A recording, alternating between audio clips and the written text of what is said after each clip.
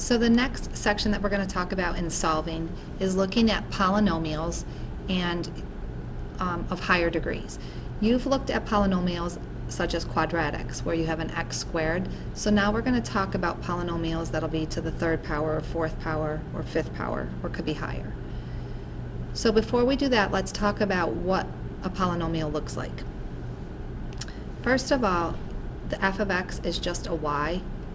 This is function notation, which we haven't talked about yet. We'll get there. So for right now, just change your f of x's to y's. So polynomial. Polynomial is where we have the variable and we have an integer, positive integer as an exponent. So this first one would be a polynomial. The second one is not a polynomial because the variable is in the denominator. And the third one is not a polynomial because the x is being raised to a negative power, which is the same as putting it in the denominator. So a polynomial has variables. Exponents are positive integers. And we can't have any negative integers or any variables in denominators. Next page.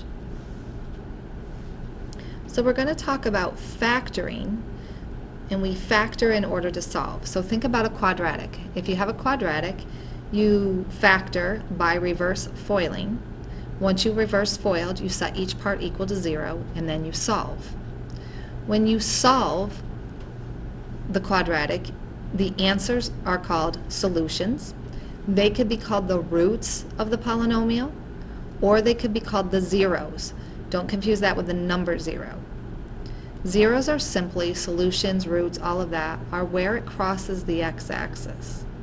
So if I have a polynomial, these are the zeros or the roots or the solutions, whatever x value that represents. Like for an example, maybe -2, 0, and 3. So that's what we mean by roots, solutions, or zeros of a polynomial. Okay, so solving the first one. First you're going to look, can I factor anything out? And you should see that you can factor out an x. What do I have left? X squared plus 7x plus 10. Since we're solving this, we're going to set it equal to 0.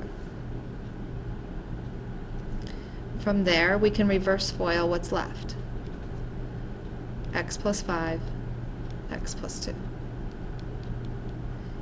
And from there, we can get our solutions by setting each part equal to 0.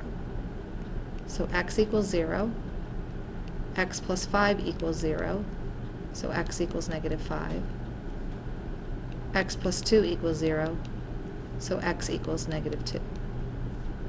So our solutions, or our roots, or our zeros, are 0, -5, and -2.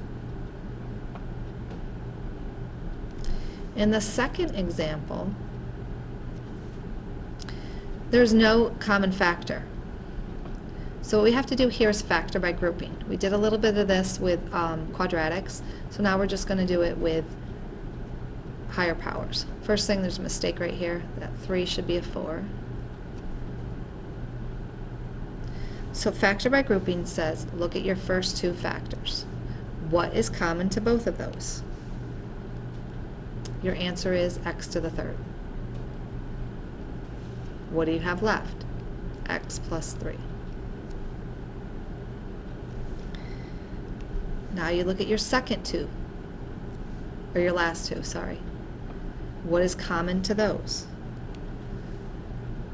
4. So factor out a 4. What do you have left? X plus 3. Continue factoring. You're going to look at this part and ask yourself what's common to both of those. The x plus 3 is common. What do you have left? X cubed plus 4. So now we have factored completely. Now we're going to solve. Set each part equal to 0. x plus 3 equals 0. Didn't really need the parentheses. X plus 3 equals 0, so x equals negative 3. X cubed plus 4 equals 0. This is something we're going to do a little bit later on, but we can get the basics right here. Subtract your 4.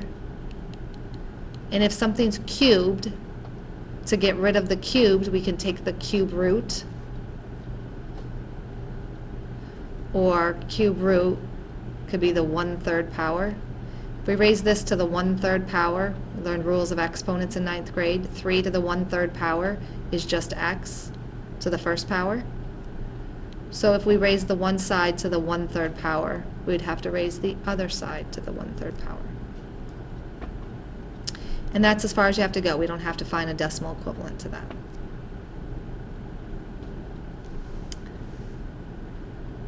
The biggest focus right now is to make sure you could factor by grouping. This kind of stuff we'll also talk about when we do exponential functions. Okay, look at the last one. Pause the video and try it by yourself. It's another factor by grouping.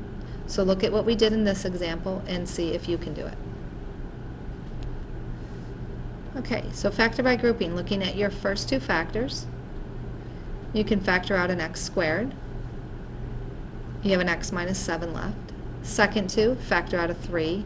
You have an x minus 7 left. What's common to both? X minus 7. What's left? X squared plus 3. Set each part equal to 0.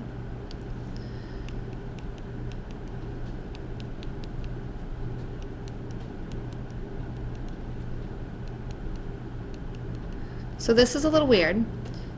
We haven't talked about square roots where we have negative numbers, and so far you've only dealt with real numbers, so this is something you haven't seen before. But just remember, when we solve a square root, something squared, we take the square root of both sides. And when we take the square root, we have both the positive and the negative root, and just leave it under the square root. Don't worry about the fact that it's negative. We'll talk about that when we talk about imaginary numbers. Something to think about: if I ask you what the square root of 25 is, you're going to tell me 5. But if I ask you to solve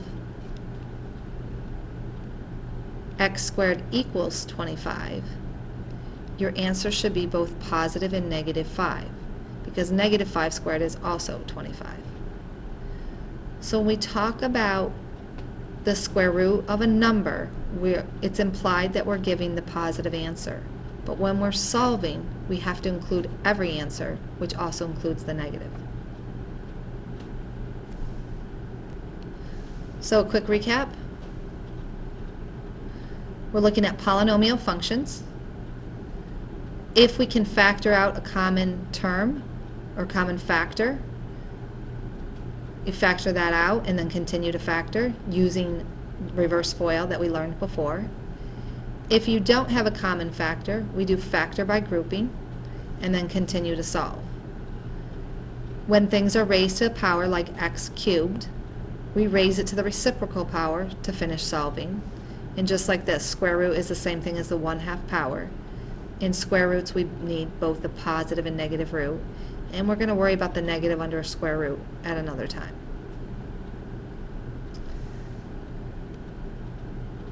Make sure you bring any questions to class. I'll see you tomorrow in class. Have a good night.